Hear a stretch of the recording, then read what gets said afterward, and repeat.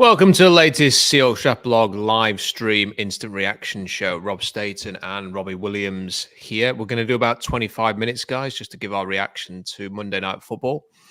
The Seahawks lose, and strange game, really, Robbie, because there's an awful lot to take from that game that's very positive from a Seahawks perspective. It's just a shame we didn't get to see anything close to Seattle's best defensive performance and best defensive personnel because at times it was slightly shambolic on defense and perhaps not a surprise with all those players out. But it didn't give them the opportunity to win that game today on a night when I thought the offense was absolutely fantastic. What did you make of it?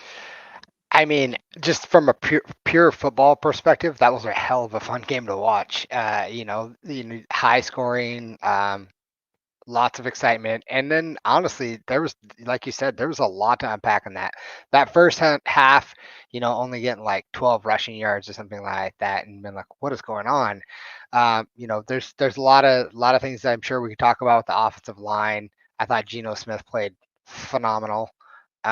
Apart from that last pick, I mean, even then he's just trying to force something up. But I mean, I thought he played great. I love seeing DK's effort on trying to get the extra yards. Just wish he would have held on the ball. There's a lot of things, like little things that went wrong that you could have been like, wow, man, if only this had changed, it could have been a different outcome. But that Lions team, that's a good football team. And I think we answered some of the questions on if we're a good team or not. I think you can come away and thinking like this is a really good football team, and there's a lot to like and a lot of positives to look forward to. And being that it's still a new coaching staff, the amount of things that we have to look forward to, I think, is really positive. And the injuries aside, we still have a lot of good players out there, and I'm just really excited about this team.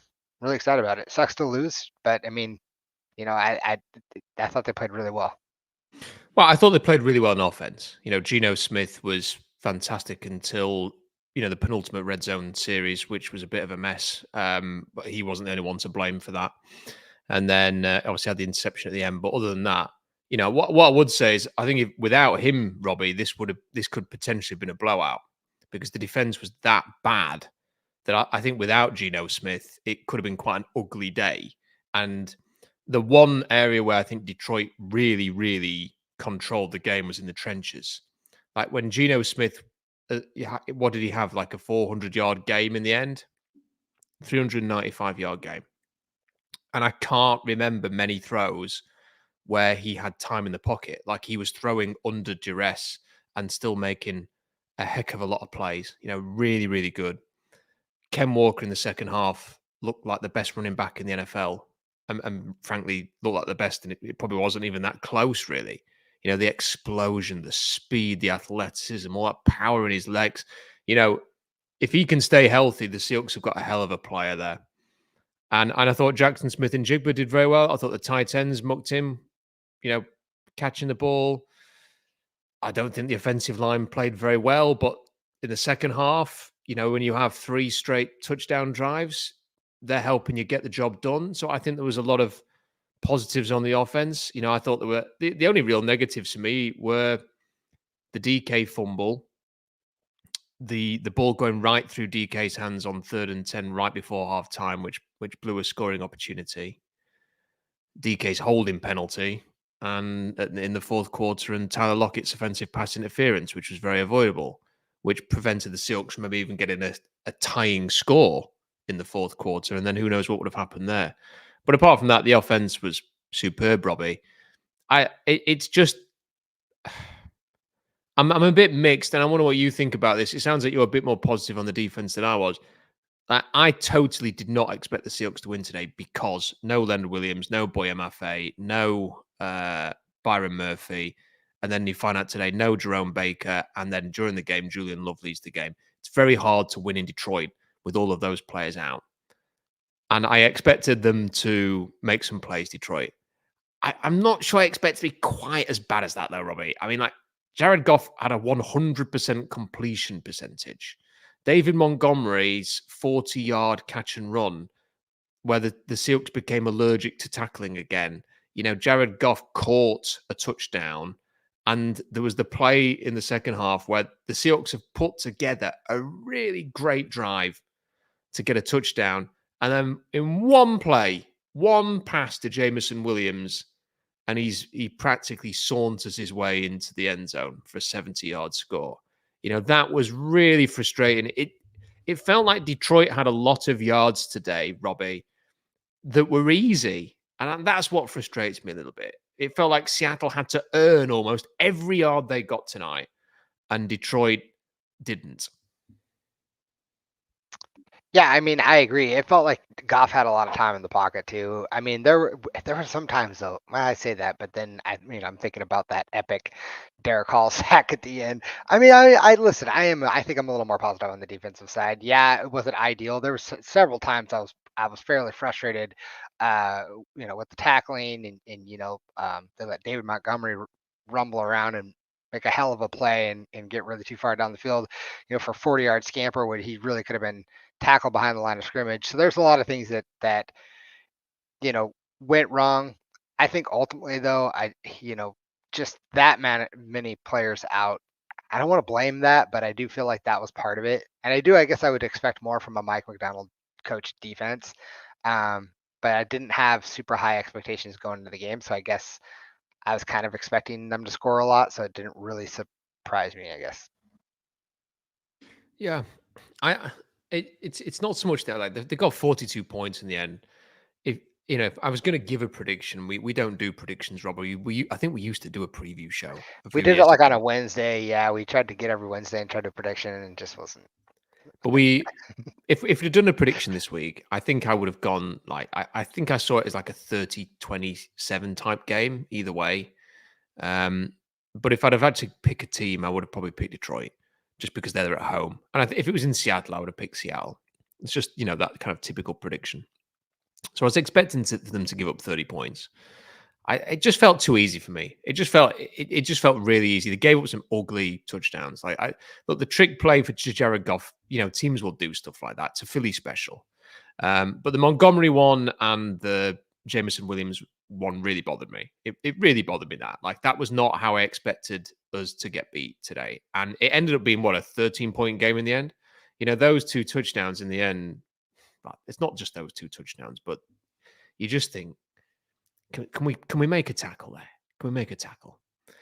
I don't know, man. But it's hard because I want to spend so much time talking about the offense, Robbie. I think it is I feel a bit sorry for Geno Smith because he's going to come out of this fourth game now with a 4 touchdown, 4 interception ratio. And it doesn't tell anywhere near the story of his first 4 games, Robbie. He's actually played fantastically well. And deserves a lot more than that because that stat line doesn't look very good, but he has played very, very well. And today, I mean, he dragged the Seahawks along, didn't he, for a certain period? Yeah, absolutely. He played, like I said, like that. And the offensive line didn't, I don't feel like gave him a lot of time today. And he was scrambling around, and I'm really impressed with just the way he's keeping his eyes down the field and delivering darts. I mean, can't ask for much better than that. And then I saw one where he was about to check it down and he kept looking down, and he threw one right across the middle of I think it was Tyler Lockett or JSN, I don't remember who it was, but it was a heck of a throw for a first down. And I'm incredibly impressed with how he played today and how he's playing with this line because the line is trash. Yeah. Yeah, it is. And, Stone Forsyth might have done well last season against Aiden Hutchinson, but I don't think the initial eye test was that he did not play very well in this game. I mean, his 2 bigger mans be being pushed. I mean, Aiden Hutchinson's a fantastic player, but there was a couple of times when I saw, Forsyth have that familiar 300 plus pound man who has lost his balance and you don't know where his arms and legs are going. And then there was a couple of plays that Charles Cross didn't. I think people have been a bit too quick to anoint him based on a heavily influenced week 1 PFF grade that has influenced his overall grade. So yeah, we know what the line is though, don't we? And I think what I've learned about the team after 4 games is that I think, look, the other thing to mention is that they really did fight until the end. And, that was always something that happened under Carroll, and it seems to have continued into this new regime. They were right there, right at the end, still going for it. And I think you have to give them a heck of a lot of credit for that, because I do think there are other teams that would have, that would have folded like a pack of cards after that defensive performance. Like the heads would have dropped on offense. But the offense kept going and kept going, and that is something to hang the hat on. I do think, though, that we might see other games like this. That we, I really hope it's not against the Niners, but it could be. When they play Buffalo, there are opponents coming up who I think might be able to have as much fun against Seattle's defense as we saw today, and it's going to put a lot of pressure on Geno Smith. So we'll see. He did very well today. Let's get through the super chat. Oh, sorry, Robbie, go ahead. I agree with that if the same amount of people are out. But I think with getting some people back, I think we'll get a little more interior rush up the middle. I think it'll help out. I don't think they'll have as much time. And let's be honest, Ben Johnson's a hell of a play caller. So, we were really excited about trying to get him last year. So, he dials up a way to attack our defense. I know Kyle Shanahan's a good coach too, but I think we'll play them a little tighter. I think Buffalo, I think we'll play them better. I just think it has a lot to do with Ben Johnson. I agree. I thought Ben Johnson had a very good game. I suppose the hard thing is knowing that Tampa Bay showed that they are, they lost to the Broncos, which was shocking. But I guess the Broncos are on a 2-game winning streak right now. But they hammered the Eagles yesterday, the Bucs. They went to Detroit, and Detroit should have won that game, but the Bucs held them at arm's length. I suppose there's little things like that I'm going to overthink stuff like that this week, Robbie. I'm going to be thinking like, okay, if Tampa Bay can go there and Detroit look okay, they didn't not move the ball at all. They just didn't finish their drives. Then, you've seen Detroit in other games not look that great so far. And then here they've banged 42 points on. And I know against an injury-ravaged defense, but I just wish we'd seen a little bit more, just a little bit more from the defense. There were still some good plays, like Derek Hall's sack's really good. Jaron Reed's sack's really good. The safety was kind of funny. That was kind of, perfect for this kind of crazy game, wasn't it? Having a safety like that right at the end. Let's get into the super chats because we've got a few of those. This from Taker610. When have the Lions not scored 40 plus on us? Well, in fairness, the Seahawks Lions should probably be on prime time every time they play each other because it's always a cracking game. A lot of points. It's like it always feels to me like a Big 12 game that's actually good, Robbie. Like often when you watch a Big 12 game, it's a lot of points but a bit crap. Like that, the games between Seahawks and Detroit always feel quite entertaining. Yeah. David Stacey says, "F the refs. Hope we play the Lions at Lumen in January." What did you make of the referees? Thank you, David, for the super chat. Because it was another flag happy game in the NFL, and I was talking to somebody last week and saying that, look, there's too many flags. There's too many flags, and there were little calls today, Robbie, on both sides. I thought where the refs could have just turned a blind eye. Like for example, it is probably offensive pass interference against Tyler Lockett on that 4th down conversion, but at the same time, like, is he running a route? Is he not running a route? If it had just done the same thing but made it look a bit more like he was running a route, is that really worth throwing a flag on 4th down in a game that's back and forth and the team's driving? I don't think if that was the other way round and the Lions had not got a flag for that, I wouldn't have been screaming at the TV. I would have been like, okay, they convert the 4th down, move on. I don't know. Like it felt like there was a lot of nitpicky stuff there. I don't understand why the DK Metcalf 2-point conversion did not get a closer look because it looked like his knee was down, and I thought his knee was down straight away. I even before the replay, it seemed like his knee was down. So I don't know why they didn't look at that. There was a couple of other moments where you thought they've not called that the same way as like the last play where they did throw a flag. So what did you make of the refs, Robbie? Yeah, very bizarre. A lot of flags, and some of the things at the end were kind of frustrating. I hate blaming the refs. The only time I'll ever do it is when we're playing the Steelers, just because it brings back terrible memories. But it's hard to blame the refs, and but there's times where you're like, that Tyler Lockett route. You're like, I mean, that's just a kind of a judgment call. If they run into each other, like, was he running the route? Did the guy get in the way?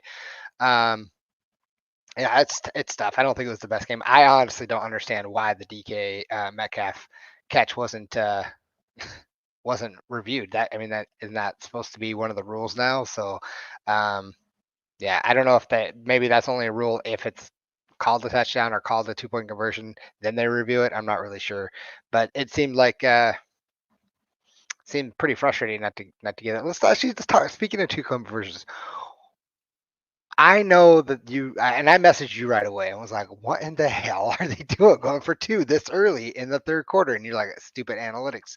But like, it still to me does not make any freaking sense to go for 2 with 9 minutes left in the third quarter, and you're going to. Can anybody explain that to me? Because I just don't get it. I think it's putting the cart before the horse. It's this idea that, well, we're behind. If we get the 2 points now, then, wow, if we get a stop, we'll be taking the lead on the next touchdown drive.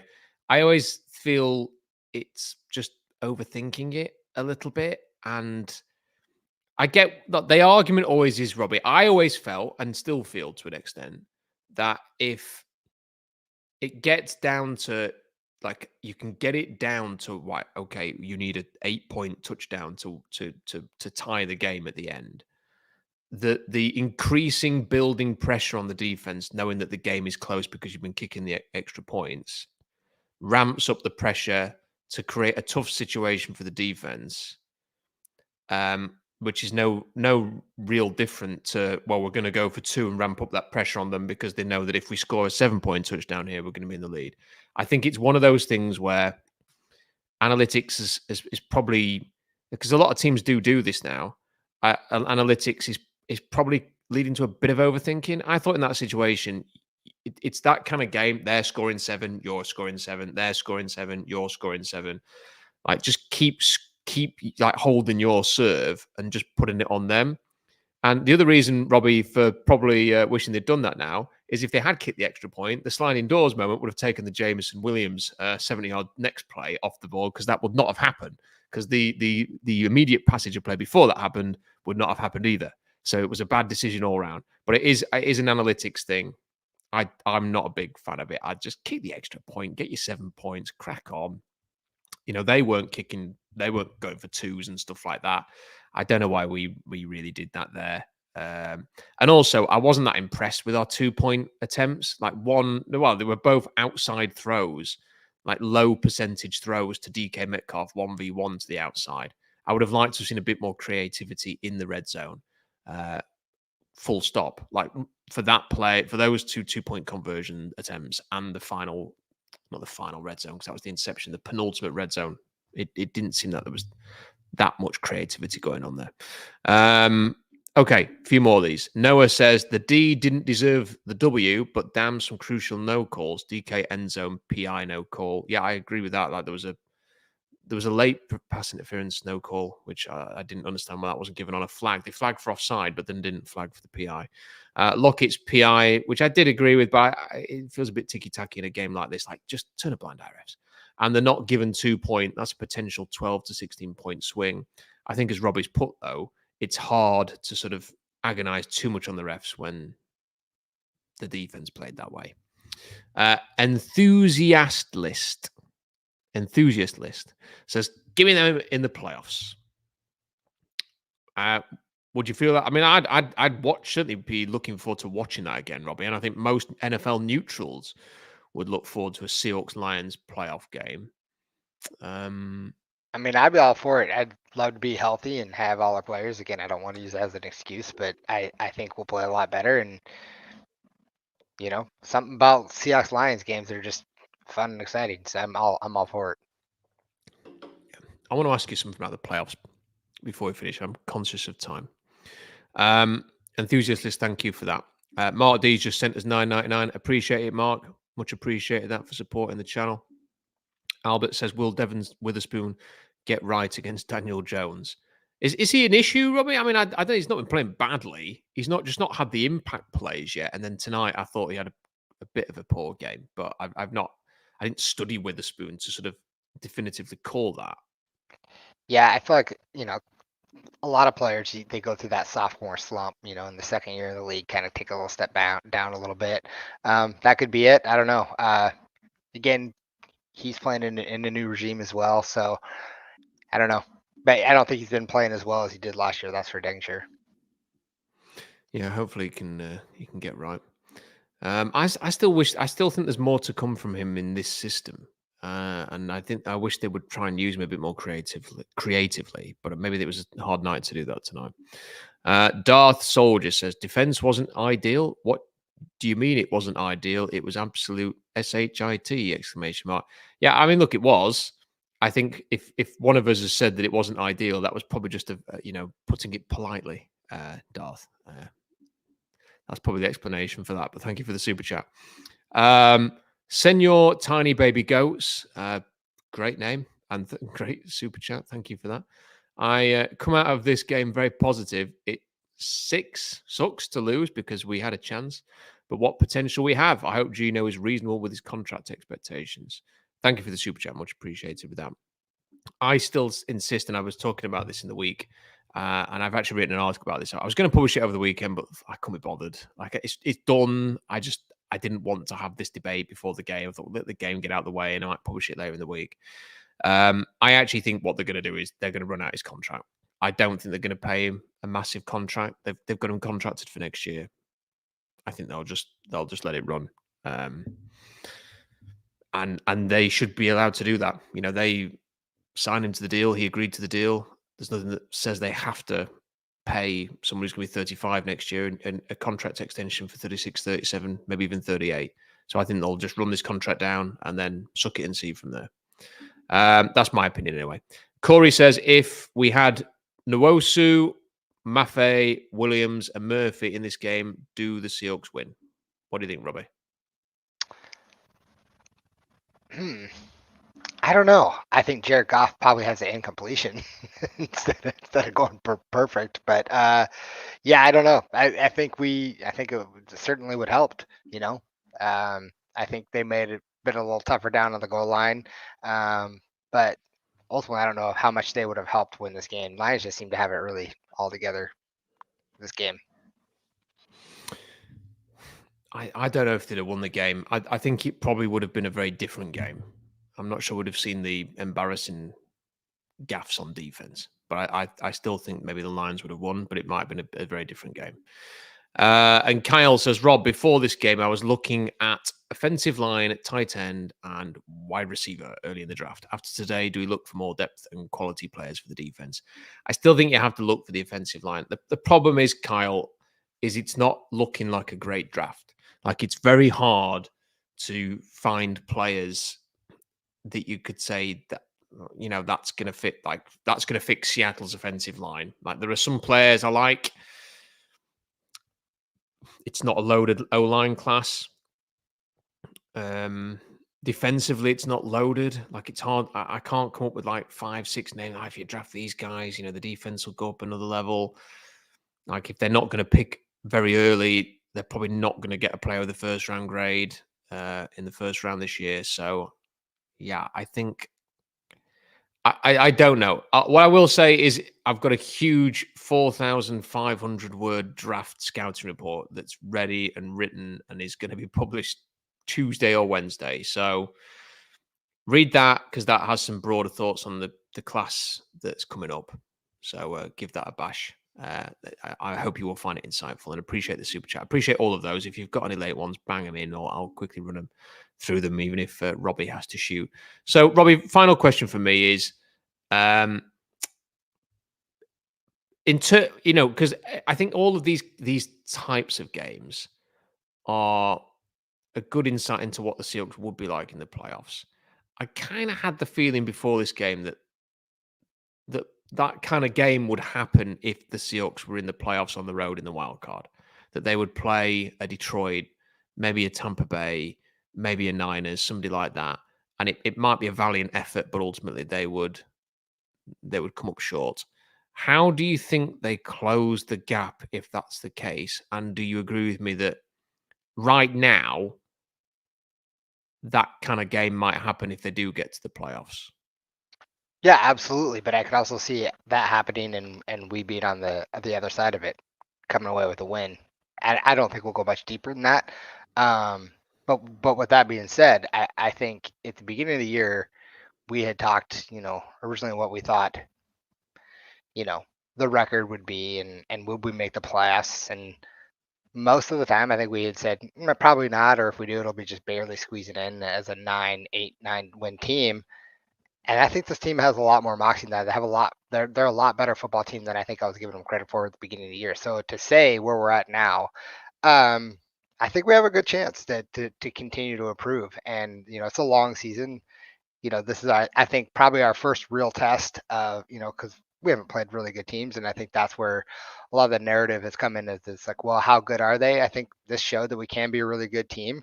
And I'm gonna be stoked if we go in and we play this well. I mean, it'd be better some of those like slow, boring games where we just don't figure it out for 3 quarters and then try to make a push in the fourth. Like this is a team that's come out and they're playing, they're doing everything they can. And I think if you get into the playoffs, you have a chance to pull pull one of these games out against the Lions or 49ers. I feel way more comfortable now about playing the 49ers than I did when the season started. I can tell you that. Next week's really important though, because you can't go into the Niners game off the back of 2 losses. No, I agree. That would be a real threat to go to end up 3-3 after such a positive start. So they've got to beat the Giants next week. That's a big game, real big test. I'll finish on a positive though, Robbie. I can remember before the start of the season last year thinking, wow, they've got DK Metcalf, Jackson Smith-Njigba, Tyler Lockett, Noah Fant, Ken Walker, Zach Charbonnet. How can they not be explosive and exciting on offense? And then Shane Waldron said, hold my beer, and made them really boring. So to see that tonight, Robbie, that was the offense I thought we were going to see a year ago. I mean, they look so dynamic. That looks like an offense that could be a top 10 offense easily, because of the amount of quality they have at the weapons. And even with a bad offensive line, it just looks exciting, doesn't it? So I think that's sort of the big positive takeaway from me tonight, even though an undermanned defense was I thought a bit embarrassing at times. Any thoughts to finish? No, yeah, no, I mean, I agree with that. Sorry, I got sidetracked by some of these comments. Um, Go on. What have you seen? No, just like I'm not trying to create silver linings, but I don't think there's anything wrong with being positive on some of the things that I think I saw out of it. And I mean, yeah, I don't think we're a year away. I don't think I ever said that we were a year away from winning the Super Bowl, but I think we could still win in the playoffs and be pretty excited about it. That's it. What I find funny is that when there's like a bit of positivity, it's you're too positive, and then when there's like, oh, we need to move on for Pete Carroll, it's like you're too negative. Like, what is the balance that Seahawks fans are after? Like, I never understand. Like, sometimes you just can't win, can you? Yeah, You that's all just right. can't win. We've had this final super chat from Hawks fan Matt Man. It says, "What do you think this defensive performance says, if anything, about Macdonald?" Sorry, Robbie, I keep saying this is the last question, and this is the last one now. Like, what do you think it says about the defensive performance? Because for me, look, I've not lost any faith in Mike Macdonald. It's clearly a great coach. Clearly, the Lions had a great game. Clearly, the offensive line for the Lions is very, very good. I'm not going to read too much into that. I think most teams would struggle with the players Seattle had absent. But I must admit, there is a part of me that is a little bit disappointed that they had some really embarrassing plays in that game. Like I mentioned, the Montgomery run, the Goff trick play, the Jameson Williams touchdown, the hot knife through butter first half. I expected a bit more than that tonight. Yeah, I don't lose any faith in Mike Macdonald. I think I saw someone comment that it even happened when he was on the Ravens defense. We're not going to go in and shut teams out, only give them 3 points. And again, we were going against the other guy that we wanted as head coach for quite some time, Ben Johnson. So, there's going to be some give and take, and We're on the wrong side today. That's all right. And this one from Mark says the refs give them a grade 1 to 10. I'd probably give them a 4, 5. And I thought they were bad for both teams. I'm not saying that because from a Seahawks perspective. I thought it was too many flags. Too many flags for both teams. Yeah, I was about to say the same thing. Just too many flags, and yeah, I agree on both sides. I think there was one PI call that they gave DK that I was like, ugh, I wouldn't have called that, but happens. Well, look, thank you to we've had so many people watching this, so I really appreciate people checking in, especially if, like me, you're in the UK and it's 5 o'clock in the morning. So, yeah, the super chats definitely, add a nice energy boost to when I'm doing this at 5 o'clock in the morning. Thank you to Robbie for jumping on with us as well. Like I said, that huge draft article is going up. I'll probably stick it out on Wednesday to let people just digest this game. But then I might stick it out tomorrow. I'll have a think about that. If I can proofread it tomorrow, then I will get it out there. Wednesday, I will be joining Puck Sports live at 10 a.m. Seattle time, I think, with Jim Moore. So that's going to be fun. We will have a fun conversation about this game. And we'll be back next week with our post-game stream reacting, hopefully, to a win against the Giants. So make sure you check out SeahawksDraftBlog.com because there's going to be loads on there this week. Make sure you subscribe because I keep saying 40% of you do not subscribe and yet watch these videos. So, do us all a favor. You're watching the vids. You might as well just hit that subscribe button because it helps the channel. And then if you could like the video and leave a comment in the comment section, giving us your thoughts on the game, that would be much appreciated as well. Not too down, not too disappointed. It's 3-1. It's not bad. It was an entertaining game of football. I just wish it had a slightly different defensive outcome for the Seahawks. Anyway, Robbie, thank you for your company. Thank you to everybody else. We'll see you next time. Bye for now.